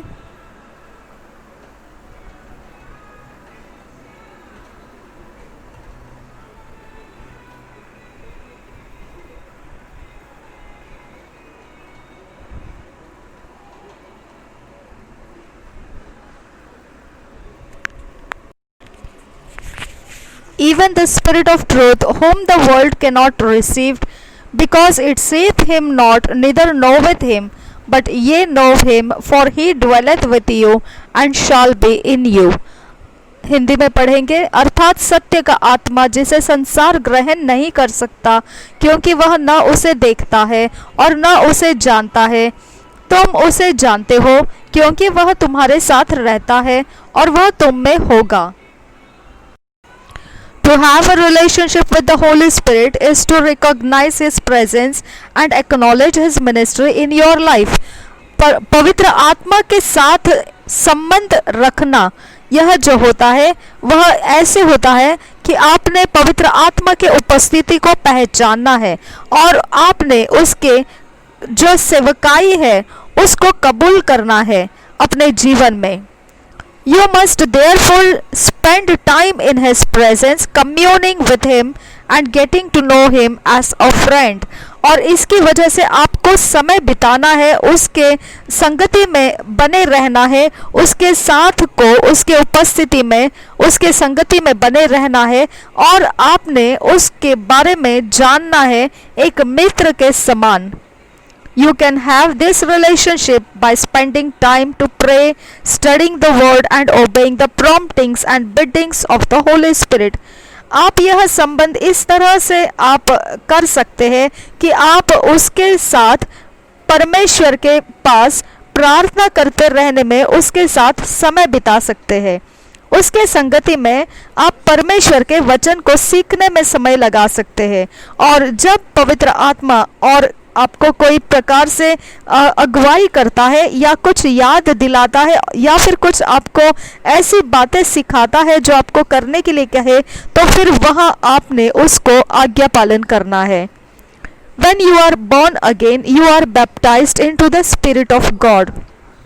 जब आप नया जन्म पा लेते हैं तो वहाँ पर आपको पवित्र आत्मा के द्वारा, जो परमेश्वर का आत्मा है, उसके द्वारा बपतिस्मा हो जाता है। To be baptized means to be immersed into something completely. और बपतिस्मा का अर्थ है पूर्ण रूप से डुबाया जाना, किसी भी चीज में पूर्ण रूप से डुबा देना। For example, you can take a rubber ball and immerse it into a large tub of water in such a way that the ball is totally covered by the water. एक उदाहरण के लिए आप ऐसा सोच सकते हैं कि एक छोटा रबर का बॉल जो रहता है, गेंद जो रहता है, आप उसे ले सकते हैं और एक बड़ा सा पानी का एक ऐसा टब ले सकते हैं। उसके अंदर, बर्तन के अंदर, उस पानी से भरे हुए बर्तन के अंदर आप उस छोटे से जो गेंद है रबर की, उसको आप डाल सकते हैं इस तरह से कि वह पूरी तरह से उस पानी के अंदर चला गया हो। This is what happens when you are born again. अब ऐसा ही होता है जब आप नया जन्म पाए होते हैं। You are immersed like that ball into holy spirit. आप पवित्र आत्मा में उस बॉल की तरह, उस गेंद की तरह पूर्ण रूप से डूब गए होते हैं। But you know it's one thing for the ball to be recovered by the water and a different thing entirely for it to be filled with and also covered with the water. अब आपको दो अलग चीज़ें समझ में आनी चाहिए। एक जो गेंद जो है वो अगर पानी में डाल दिया जाए तो उसको पानी ने घेर लिया है, और दूसरी बात यह ऐसी है कि वह पानी उसके अंदर भरा हो और फिर उसके ऊपर से भी पानी चढ़ा हो। ये दो बातें अलग अलग हैं। For the ball to be filled, there must be a way for the water to enter in. अगर आपको गेंद के अंदर पानी को भी भरना है तो गेंद के अंदर पानी आने के लिए रास्ता होने की ज़रूरत है। In other words, the material of the ball must permit the water to flow into it. इसका दूसरा अगर शब्द इसमें बोला जाए तो इस तरह से होता है कि जो गेंद है उसकी जो बनाने की जो उसके अंदर की चीज़ें हैं, उस चीज़ों ने पानी को अंदर आने के लिए रास्ता देना चाहिए। In the same way, when you are born again, you must receive the Holy Spirit into you and be filled with Him. वही तरह से उसी समान तरीके से अगर आपने नया जन्म पाया है तो आपने पवित्र आत्मा को आपके अंदर आने देना है और फिर उसने आपको भरने देना है।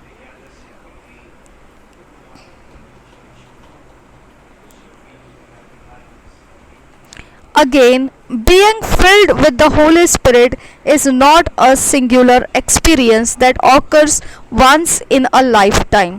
तो अब जो पवित्र आत्मा आप में भर गया तो यह केवल एक समय का अनुभव नहीं रहता है कि वो एक बार हो गया और जिंदगी भर के लिए ऐसा ही रहेगा।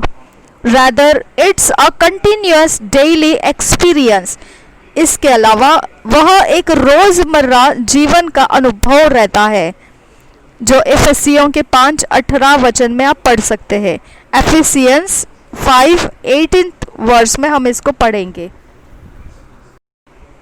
And be not drunk with wine wherein is excess, but be filled with the Spirit. 18 वचन हिंदी में ऐसा लिखा है, और दाखरस से मतवाले न बनो, क्योंकि इससे लुचपन होता है, पर आत्मा से परिपूर्ण होते जाओ। This relates to your consciousness of His presence and constant acknowledgement of His ministry in your life. ये उस बात से संबंधित रहता है कि आप पवित्र आत्मा के उपस्थिति के विषय में होश रखते हो और जानते हो, और फिर निरंतर आप पवित्र आत्मा के सेवकाई का कबूली करते हो अपने जीवन में। You can be constantly filled with the Holi spirit. आप फिर निरंतर पवित्र आत्मा से भरते रह सकते हो। As you grow in your fellowship with him, जितने समय आप पवित्र आत्मा के संगति में सहभागिता में बने रहते हो, वैसे आप बढ़ते भी जाते हो। Through praise, prayer, study of the word and consistently adhering to his instructions and promptings. आप जब उसके द्वारा आराधना करते हो, प्रशंसा करते हो प्रभु यीशु की, प्रार्थना करते हो, पवित्र वचन को पढ़ते हो और अभ्यास करते हो, और निरंतर आप उसकी अगुवाई से आप चलते रहते हो, और उसकी सूचनाओं को और उसकी जो बातें, वो छोटी छोटी बातें जो बताता है, उसको आप आज्ञा पालन करते हो। This way you can be led by the spirit of God, और यही तरीके से फिर आप परमेश्वर के आत्मा के द्वारा चलाए जाते हैं। स्पीकिंग इन अदर टंग्स, अन्य भाषा में बातें करना, इसके विषय में हम देखेंगे। As I mentioned before, this Holy Spirit gives to God's children the utterance to speak in other tongues. जैसा पहले भी मैंने बताया आपको कि पवित्र आत्मा परमेश्वर के बच्चों को एक अलग बोली भाषा बोलने के शब्द देता है। One of the signs which the Lord said would follow the believers is that they should speak with new tongues. मरकुस के 16 अध्याय 17 वचन में प्रभु यीशु मसीह ने एक चिन्ह ऐसा बताया कि जो प्रभु यीशु मसीह के पीछे अगुवाई में चलेंगे विश्वास के द्वारा, तो वह एक नए भाषा, नए बोली को पाएंगे और वह उस नए बोली को बोलेंगे। हम पढ़ेंगे मरकुस का सुसमाचार 16 अध्याय 17 वचन। And this signs shall follow them that believe. In my name shall they cast out devils. They shall speak with new tongues. इसी वचन को हम हिंदी में पढ़ेंगे। और विश्वास करने वालों में ये चिन्ह होंगे कि वे मेरे नाम से दुष्ट आत्माओं को निकालेंगे। और यहाँ 18 वचन में ऐसा लिखा है हिंदी में, नई नई भाषा बोलेंगे, इस तरह से लिखा हुआ है। This is a spiritual and supernatural ability by which the believer communicates directly with God from his spirit. तो यह एक बिल्कुल असाधारण और आत्मिक ये काबिलियत होती है जिसमें जो विश्वास करने वाला इंसान है, प्रभु यीशु में विश्वास करता है, वह विश्वासी सीधे परमेश्वर के परमेश्वर के साथ बातें कर रहा होता है उस पवित्र आत्मा के द्वारा। And it is imparted to you as a gift by the Holi spirit, और यह जो है आपके ऊपर दिया जाता है उपहार के तौर पर पवित्र आत्मा के द्वारा। Speaking in other tongues is sometimes referred to as praying in the spirit. जो अन्य भाषा है वो नए नए बोली में बोलने की जो बातें हैं वह जो है आत्मा के द्वारा प्रार्थना करना भी कहा जाता है।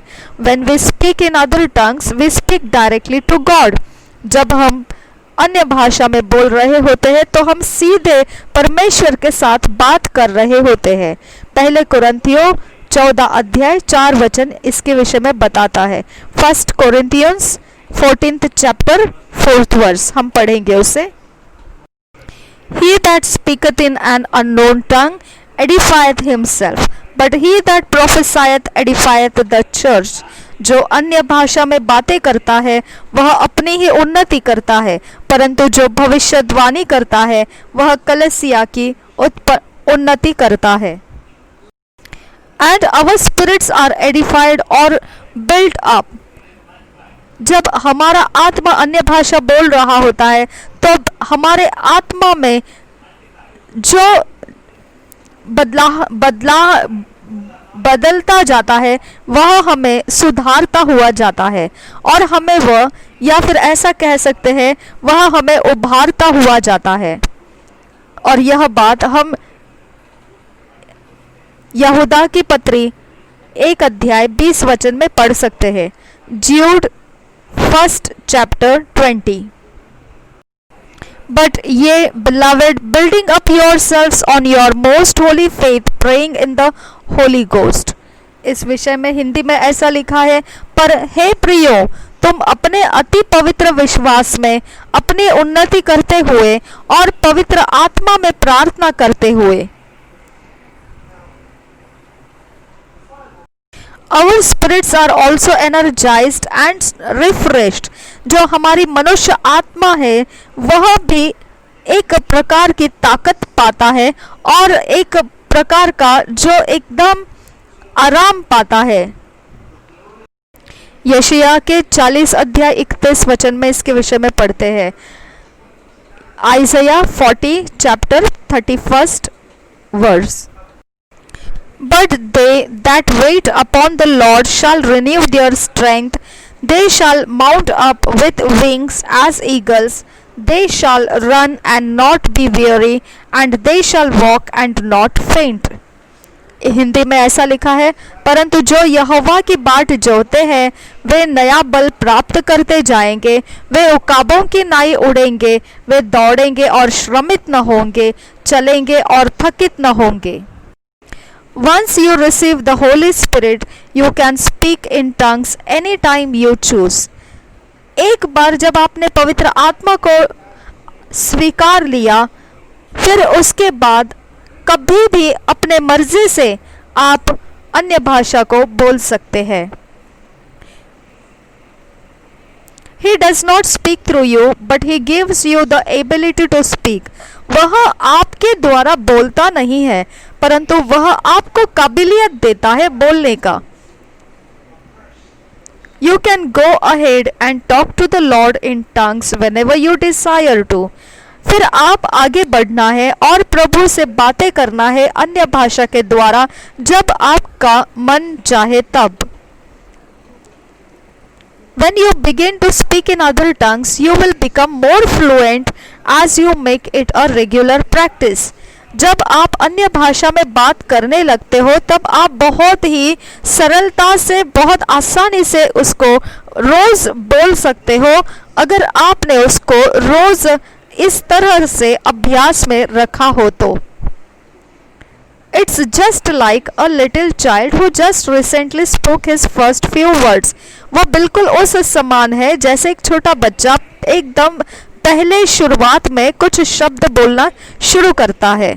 The more he practices speaking, the more fluent he gets। और फिर उसके आगे वह जितना उस बोलने का अभ्यास करता है उतना आसानी से, सरलता से वह आगे बोलना सीखता जाता है। This is the same with speaking in tongues।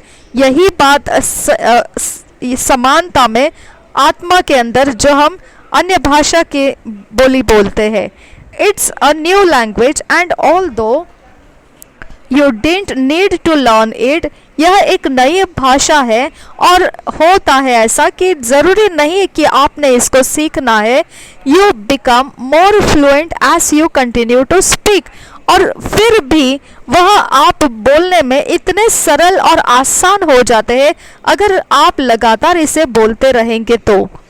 Also, as you speak in tongues, often it will enhance your spiritual development. और जैसे आप इस अन्य भाषा को बोलते रहेंगे, जितनी बार आप बोलेंगे उतनी बार वह आपकी आत्मिक उन्नति करेगा और आपके आत्मिक सुधार को बढ़ाएगा। And lead you into other gifts and manifestations of the spirit of God, और आपकी अगुवाई करेगा और भी जो परमेश्वर के आत्मा के उपहार है, परमेश्वर के जो उपहार है उसमें, और परमेश्वर के आत्मा का आपके अंदर से प्रकट होने में वह आपके अंदर से अगुवाई करेगा। इस किताब का 13 अध्याय जो आखिरी अध्याय है, must you go to church, क्या आपको कलीसिया जाने की जरूरत है? इन मैथ्यू 16:18 मत्ती के सुसमाचार 16 के 18 वचन में ऐसा लिखा है, हम पढ़ेंगे वो वचन को। एंड आई से also unto the that thou art Peter, and upon this rock I will build my church, and the gates of hell shall not prevail against it. 18 वचन ऐसा कहता है, और मैं भी तुझसे कहता हूँ कि तू पतरस है, और मैं इस पत्थर पर अपनी कलीसिया बनाऊंगा, और अधोलोक के फाटक उस पर प्रबल न होंगे। Jesus spoke of his church, प्रभु यीशु मसीह उसकी कलीसिया के विषय यहाँ बोला है, which is his body on earth, जो इस पृथ्वी के ऊपर प्रभु यीशु मसीह का शरीर है। And said he would build it, और वह बोला है कि वह उसे बांधेगा। And the gates of hell shall not prevail against it, और फिर वह कहता है जो नर्क के फाटक है वह कलीसिया के विरोध खड़े नहीं हो सकते हैं, जीतेंगे नहीं वो। अब पहले कुरिन्थियों 12 अध्याय 12 से 14 वचन में हम पढ़ेंगे। फर्स्ट कुरिन्थियों 12 chapter 12 to 14 verse. For as the body is one and hath many members, and all the members of that one body, being many, are one body, so also is Christ. For by one Spirit are we all baptized into one body, whether we be Jews or Gentiles, whether we be bond or free, and have been all made to drink into one Spirit. For the body is not one member, but many.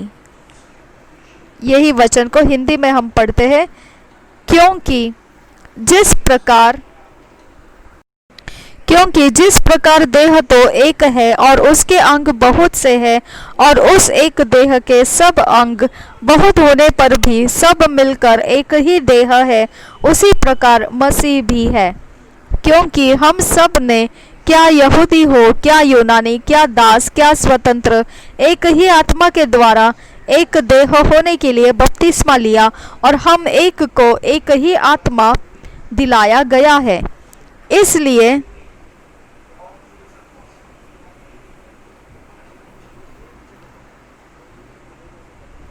पिलाया गया है, एक ही आत्मा पिलाया गया है, इसलिए कि देह में एक ही अंग नहीं परंतु बहुत से है।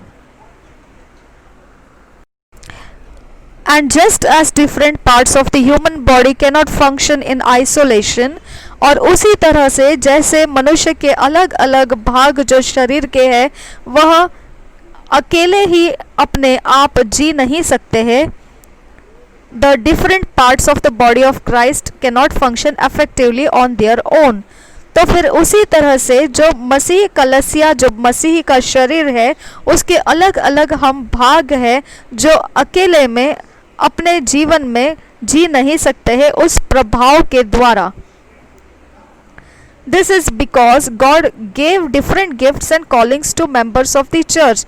इसका कारण यह है कि परमेश्वर ने अलग अलग उपहार दिए हैं और अलग अलग बुलाहट दी है हर एक सदस्य को जो कलीसिया का सदस्य बनता है, so that the whole church may benefit. उसका कारण यह है कि पूरी कलीसिया को उसका फायदा मिलता है। पहले कुरिन्थियों 12 अध्याय 18 से 24 वचन में हम पढ़ेंगे। फर्स्ट कोरिन्थियंस 12 चैप्टर 18 to 24 वचन में हम पढ़ते हैं, और फिर उसके साथ इफिसियों की पत्री 4 अध्याय 11 और 12 वचन में, एफिशियंस 4 चैप्टर 11 एंड 12 वर्स उसके बाद हम पढ़ते हैं। पहले कुरिन्थियों 12 अध्याय 18 और 24 पहले पढ़ेंगे। But now hath God set the members every one of them in the body as it hath pleased him. And if they were all one member, where were the body? But now are they many members, yet but one body. And the eye cannot say unto the hand, I have no need of thee, nor again the head to the feet, I have no need of you. Nay, much more those members of the body which seem to be more feeble are necessary. And those members of the body which we think to be less honorable, upon this we bestow more abundant honor, and our uncomely parts have more abundant comeliness. For our comely parts have no need, but God had tempered the body together, having given more abundant honor to that part which lacked. 18 से 24 वचन हम पढ़ेंगे। परंतु सचमुच परमेश्वर ने अंगों को अपनी इच्छा के अनुसार एक एक करके देह में रखा है। यदि वे सब एक ही अंग होते तो देह कहाँ होती? परंतु अब अंग तो बहुत से हैं, परंतु देह एक ही है। आंख हाथ से नहीं कह सकती कि मुझे तेरा प्रयोजन नहीं, और न सिर पांवों से कह सकता है कि मुझे तुम्हारा प्रयोजन नहीं। परंतु देह की के वे अंग जो औरों से निर्बल दिख पड़ते हैं बहुत ही आवश्यक है, और देह के जिन अंगों को हम आदर के योग्य नहीं समझते हैं उन्हीं को हम अधिक आदर देते हैं, और हमारे शोभाहीन अंग और भी बहुत शोभायमान हो जाते हैं। फिर भी हमारा शोभायमान अंगों का इसका प्रयोजन नहीं, परंतु परमेश्वर ने देह को ऐसा बना दिया है कि जिस अंग को घटी थी उसी को और भी बहुत आदर हो। Attending church is therefore in obedience to God's will. तो जो कलीसिया में आपने जाना चाहिए वह एक आज्ञा पालन होता है परमेश्वर के इच्छा का, and enables us to bless and edify each other with different gifts of God.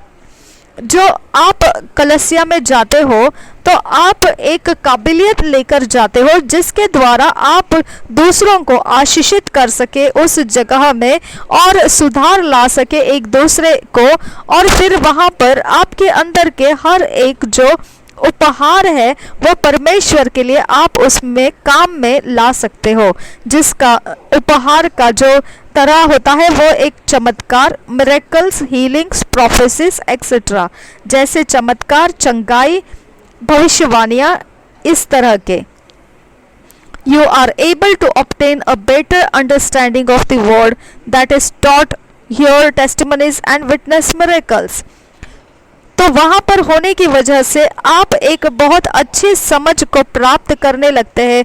परमेश्वर का वचन जब सिखाया जाता है, जब गवाहियों को आप सुनते हो और जब वहाँ हो रहे चमत्कारों को आप देख रहे होते हैं।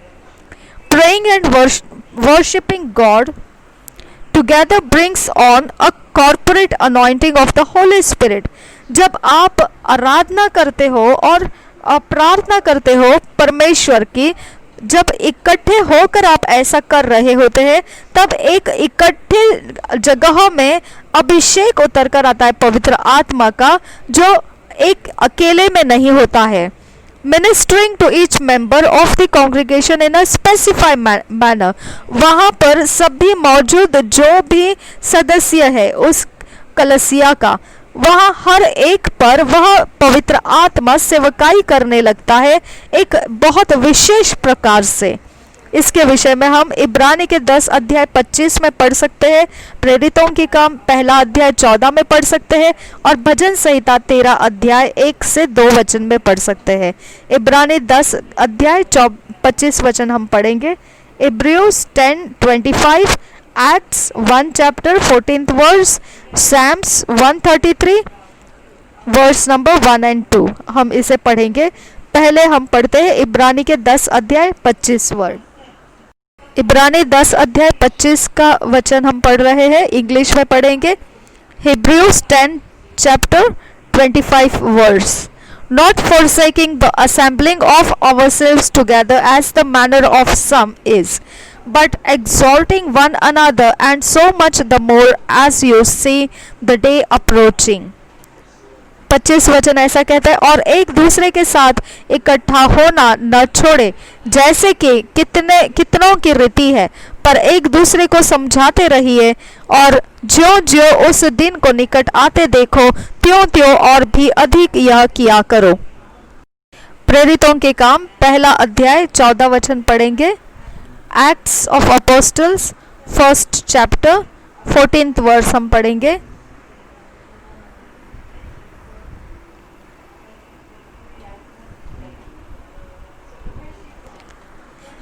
This all continued with one accord in prayer and supplication with the women and Mary, the mother of Jesus, and with his brethren।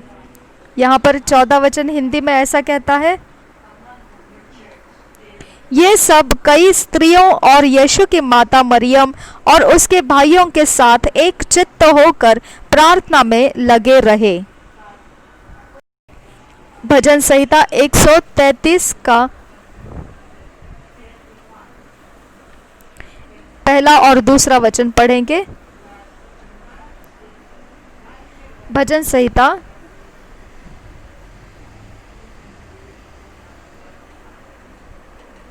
133 और उसका 1 और 2 वचन।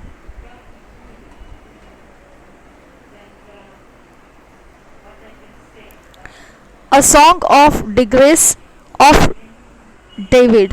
Behold, how good and how pleasant it is for brethren to dwell together in unity.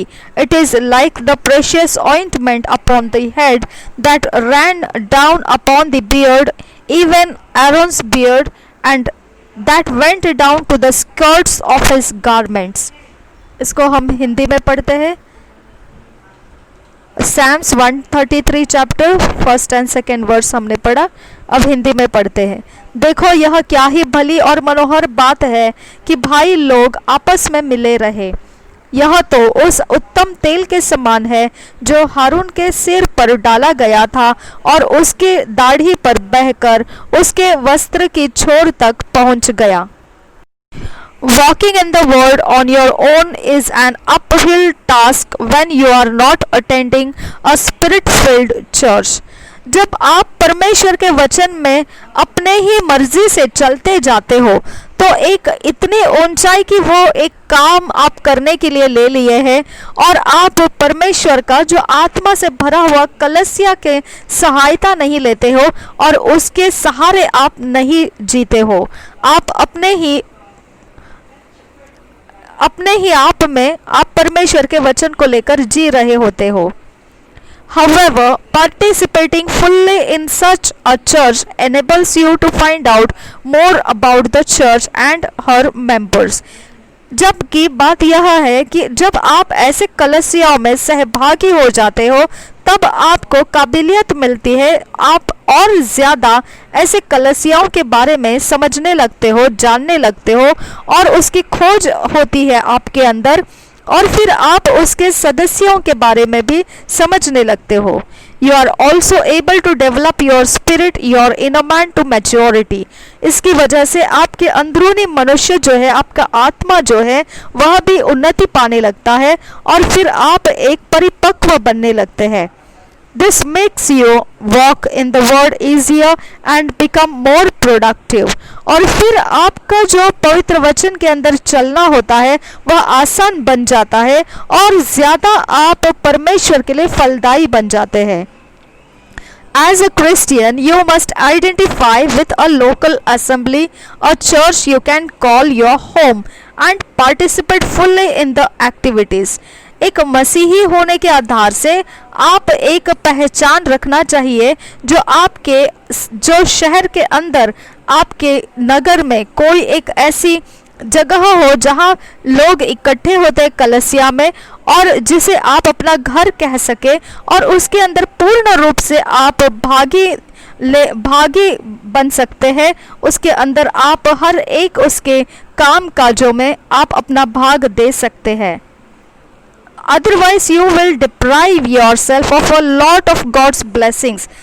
नहीं तो आप बहुत सारे परमेश्वर के आशीषों को आपसे वंचित कर दोगे। And will be walking out of line with his word, और फिर आप परमेश्वर के वचन के बाहर चल रहे इस अवस्था में हो जाएंगे। Now that you are born again, walk in the consciousness of who you are. अभी जब आप नया जन्म पा चुके हैं तो आप अभी उस होश में जीना है कि आपने नया जन्म पाया है, और आपने उससे भूलना नहीं है कि आप अभी नए जन्म के अंदर क्या हो। And don't forsake the assembly of the saints, और संतों के साथ इकट्ठे मिलना आप छोड़ना नहीं है। इब्रानी के 10 अध्याय 25 वचन इसके विषय कहता है। इब्रियोस 10:25 इसके विषय कहता है। हम दोबारा उसको पढ़ेंगे।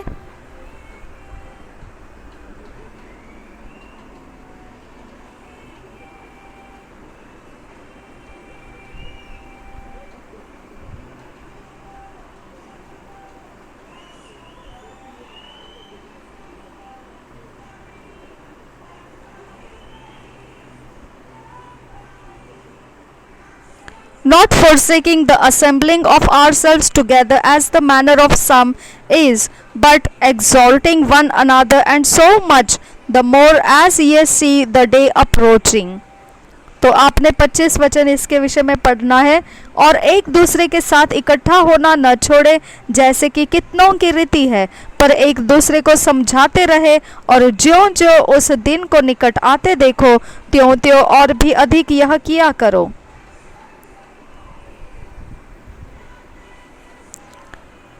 आपको यह जानना है कि आपने कलीसिया में जाना है। ग्रोइंग अप, बढ़ते जाना। The Bible admonishes us to study. यहाँ पर दूसरे तिमोथी में हमें पवित्र बाइबल ऐसा बताता है कि हमने अभ्यास करना है, और वह हमें बहुत ही खास तरीके से बताता है कि हमने अभ्यास करना है। To show yourself approved unto God, कि हम सीखे हुए वचनों को परमेश्वर जो बताता है उसके आधार से हम हैं, यह हमने अपने आप को उस जीवन के अंदर से दिखाना है। A workman that needeth not to be ashamed, इस तरह का काम करने वाला जिसको शर्मिंदा होना ना पड़ेगा।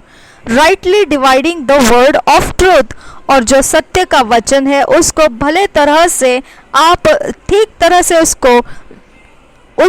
उसको राइटली डिवाइडिंग, आप ठीक तरह से उसे तोड़कर सही ढंग से उसको समझने का आपने सीखना है। I recommend to you our various books for your spiritual development।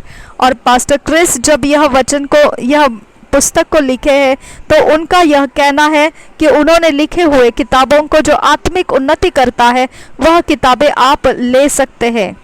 They contain teachings and revelations designed to show you how to be fruitful and productive in every area of your life, and will cause faith to arise in your heart to be just that। और उसमें जो सिखाया गया है और जो प्रकाशन उसमें जो लिखे गए हैं वह इस तरह से उसकी रचना की गई है कि आप उसके कारण, उसको पढ़ने के कारण फलदायी होंगे, और बहुत ज़्यादा आप परमेश्वर के राज्य में फलदायी होकर अपने जीवन के सभी हिस्सों में फलदायी हो जाएंगे। और आपका विश्वास बढ़ने का वो कारण बन जाएगा जब वह आपके हृदय में रहेगा। और बिल्कुल वैसा ही, get them, study them, put the word to work and see a glorious transformation in your life.